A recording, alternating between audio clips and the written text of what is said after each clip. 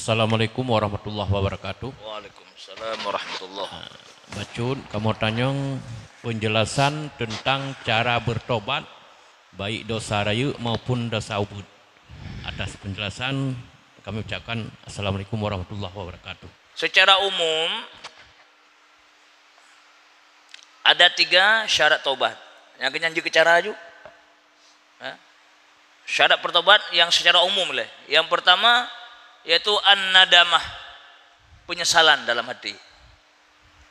Karena dipegah oleh Rasulullah sebuah hadis, at-taubah an-nadam. Taubat itu adalah penyesalan.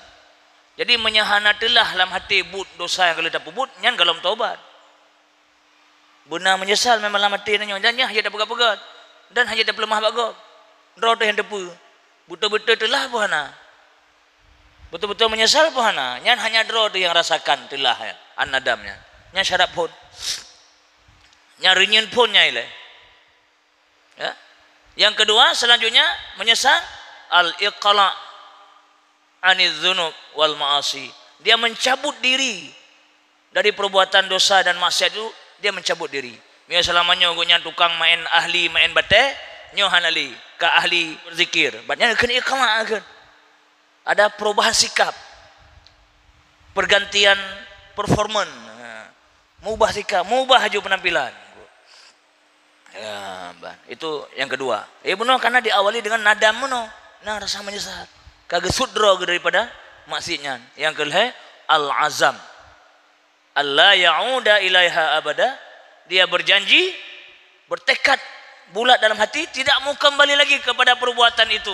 Walaupun nanti juga mungkin dia silap terkembali lagi, itu silap dia. Tapi lam azam hanli. Namanya manusia sudah pun tersilap, dia tobat lagi. Tapi yang jelas bauronya hanli, memang betul-betul hanli, kan hanli sekedar untuk main-main cancubin dengan Allah kan, memang betul-betul.